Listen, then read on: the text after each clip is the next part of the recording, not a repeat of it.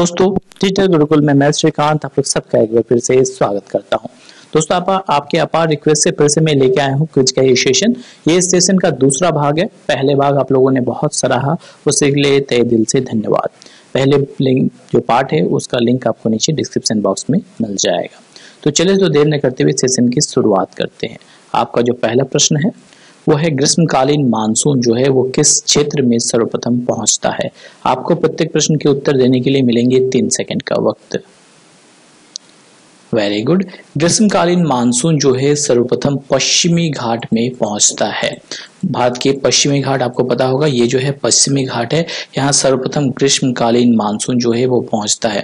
मुख्यतः हिंद महासागर की एक प्रमुख सागरीय धारा को ग्रीष्मकालीन मानसून कहा जाता है। और मानसून शब्द की अगर बात करें तो हिंद महासागर और अरब महासागर की ओर से भारत के दक्षिण पश्चिमी घाट पर आने वाली हवाओं को हम लोग नॉर्मली मानसून कहते हैं। और भारत में सर्वाधिक वर्षा जो है वो दक्षिण पश्चिमी मानसून से होती है। बिहार एवं बंगाल में मार्च अप्रैल में होने वाली वर्षा को आम्र वर्षा कहते हैं, जबकि तमिलनाडु में शीतकालीन वर्षा को क्या कहा जाता है दोस्तों? किस कारण से वर्षा होती है शीतकालीन में तमिलनाडु में? उत्तर पूर्वी मानसून के कारण। और भारत में सबसे कम वर्षा वाला क्षेत्र है लेह, और भारत में सबसे ज्यादा वर्षा कहाँ होती है? माशेनरम में होती है। इसके अलावा रिसेंटली एग्जाम में पूछा गया कि भारत में एवरेज जो है रेनफॉल यानी कि औसतम वर्षा कितनी होती है, तो 118 सेंटीमीटर भारत की औसतम वर्षा है।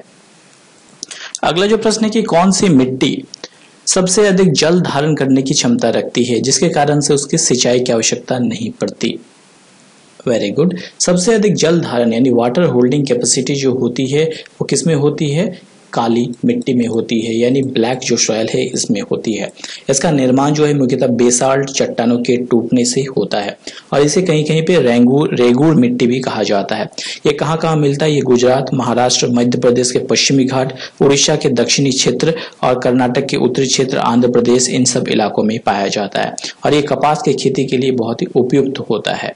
इसके अलावा रिसेंटली के एग्जाम में पूछा गया कि भारत में सर्वाधिक किस प्रकार की मिट्टी पाई जाती है, तो भारत में सर्वाधिक जो है वो जलोढ़ मिट्टी पाई जाती है। और भारत के सर्वाधिक क्षेत्र में जलोढ़ मिट्टी पाई जाती है। काली मिट्टी का नाम जो है रेगूर मिट्टी के नाम से भी जाना जाता है। और काली मिट्टी सबसे अधिक महाराष्ट्र में है। लैटराइट मिट्टी लिंचिंग का परिणाम होता है। काली मिट्टी में कार्बनिक पदार्थों की अधिकता होती है। तो इन सब चीजों को आपको ध्यान में रखना है। अगला प्रश्न है आपके सामने कि ईस्ट इंडिया कंपनी की स्थापना किसके काल में हुई थी? Very good. East India company की स्थापना जो है वो इनमें से कोई नहीं। देखिए, प्रश्नों को किस प्रकार से ट्विस्ट किया जा सकता है, इनमें से कोई भी ऑप्शन सही नहीं है। एक्चुअली ईस्ट इंडिया कंपनी की स्थापना सन 1600 में हुई थी। उस वक्त जो है अकबर का शासनकाल था, पर इसमें अकबर ऑप्शन नहीं है, इसलिए सही ऑप्शन होगा कौन सा? इनमें से कोई नहीं। एक्चुअली में 31 दिसंबर सन 1600 में जो है इंग्लैंड की महारानी इलिजाबेथ जो प्रथम थी उनके द्वारा चार्टर्स एक्ट पारित किया गया था, जिसके द्वारा व्यापारियों को पूर्वी देश के साथ व्यापार करने का जो है अधिकार दिया गया था। तो सही उत्तर कौन सा होगा? इनमें से कोई नहीं। ईस्ट इंडिया कंपनी के समय मुख्यतः जो है अकबर का शासनकाल था। मुगल सम्राट के अकबर के शासनकाल के समय ही ईस्ट इंडिया कंपनी भारत आई थी। अगला जो प्रश्न है, शिमला समझौता हुआ था किसके मध्य? Very good. शिमला समझौता एक्चुअली में भारत और पाकिस्तान के बीच में हुआ था। शिमला समझौता कब हुआ था? 2 जुलाई 1972 में हुआ था। शिमला समझौता कहाँ हुआ था? शिमला में हुआ था। इसके अलावा कुछ और समझौते के बारे में पूछा जाता है। जैसे ताशकंद समझौता कब हुआ था? 1666 1966 में। शिमला सम्मेलन हुआ था 25 जून 1945 में। अगला जो प्रश्न है कि ऋग्वैदिक काल में लोगों का मुख्य व्यवसाय यानी मुख्य बिजनेस क्या था? Very good. ऋग्वैदिक काल में लोगों का मुख्य व्यवसाय जो है वो पशुपालन माना जाता है। आर्यों ने सर्वप्रथम जो प्रिय देवता कौन थे? वो थे इंद्र। आपको पता है कि मुख्यतः जो है 4 वेद है, ऋग्वेद, सामवेद, यजुर्वेद और अथर्ववेद। सबसे प्राचीन वेद माना जाता है ऋग्वेद को। और ऋग्वैदिक काल में पशुपालन जो है वो मुख्य व्यवसाय था। इसके अलावा पूछा जाता है कि कौन सी नदी उस वक्त बहती थी, कौन सी नदी का जो है उल्लेख किया गया है? तो ऋग्वैदिक काल में उल्लेखनीय सभी नदियों में सरस्वती नदी जो है सबसे पवित्र मानी जाती है। इसके अलावा आर्यों द्वारा खोजी गई धातु जो है वो कौन सा था? लोहा था, जिनमें श्याम आयस कहा जाता था। आर्यों का प्रिय पशु कौन सा था? तो घोड़ा था। अगला जो प्रश्न है कि कुतुब मीनार की 5वीं मंजिल का निर्माण किसने करवाया था? Very good. कुतुब मीनार की 5वीं मंजिल का निर्माण करवाया था फिरोज शाह तुगलक। ध्यान रखिए इसमें 5वीं मंजिल के बारे में पूछा जा रहा है, ना कि कुतुब मीनार के बारे में। कुतुब मीनार को एक्चुअली हम लोग 3 फेजों में निर्माण हुआ था। सबसे पहले निर्माण उसका करवाया था किसने? कुतुबुद्दीन ऐबक ने इसका निर्माण करवाया था सबसे पहले कुतुब मीनार का। इसके बाद इसके 3री मंजिल का निर्माण करवाया इल्तुतमिश ने और 5वीं मंजिल का निर्माण करवाया था फिरोज शाह तुगलक ने। तो इन तीनों को आपको ध्यान में रखना है। कुतुब मीनार के बारे में कुछ और इंपॉर्टेंट फैक्ट पूछे जाते हैं, जैसे कुल कितनी सीढ़ियां हैं, तो कुल 375 सीढ़ियां हैं और आधार का व्यास जो है वो 46 फीट व्यास है और शिखर जो है 10 फीट का व्यास है शिखर में। अगला प्रश्न है कि ताना भगत का विद्रोह निम्नलिखित में से किन आदिवासियों से संबंधित है?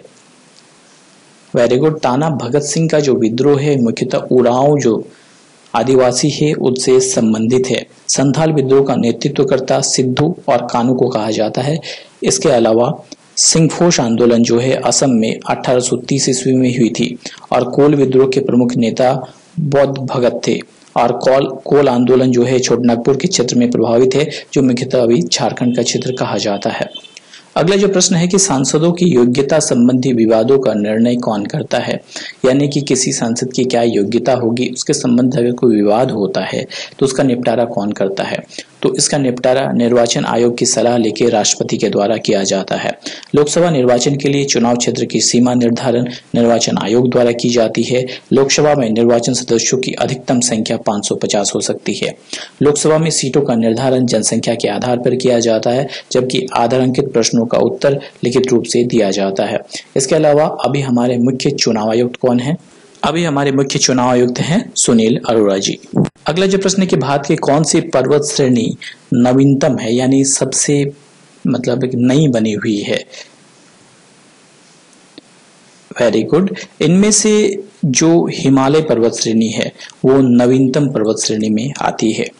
निर्माण के आधार पर स्थलाकृति मुख्यतः 3 प्रकार की होती है, पर्वत, पठार और मैदान। और उत्पत्ति के आधार पर पर्वत 4 प्रकार के होते हैं, ब्लॉक पर्वत, अवशिष्ट पर्वत, संचित पर्वत और वलित पर्वत। बीच में धसे हुए भाग को रिफ्ट कहा जाता है। अरावली पर्वत जो है राजस्थान में है, सतपुड़ा जो है वो मध्य प्रदेश में है। Himalaya, Alps, Ural, Rocky, Andes आदि जो है ये वलित पर्वत की श्रेणी में आते हैं। अगला जो प्रश्न है इनमें से कौन सी सेवा अखिल भारतीय सेवा नहीं है, आपको बताना है। Very good. अगर आपको इसका उत्तर जानना है तो सबसे पहले आपको इसका फुल फॉर्म जानना होगा। सबसे पहले आईएएस यानी इंडियन एडमिनिस्ट्रेटिव सर्विसेज, आईजीएस यानी कि इंडियन जुडिशियल सर्विसेज यानी भारतीय न्यायिक सेवा, तीसरी जो है आईपीएस इंडियन पुलिस सर्विस यानी कि भारतीय पुलिस सेवा, चौथी जो है आईएफएस यानी भारतीय वन सेवा। और इसमें से जो आईजीएस है इंडियन जुडिशियल सर्विसेज है ये अखिल भारतीय सेवा के अंतर्गत नहीं आती है। अगला जो प्रश्न है कि किसी देश द्वारा आयातों पर लगाया गया कर क्या कहलाता है? अगर किसी देश के द्वारा आयात हो किसी चीज का, मतलब एक देश से दूसरे देश में, तो उसे टैरिफ कहा जाता है।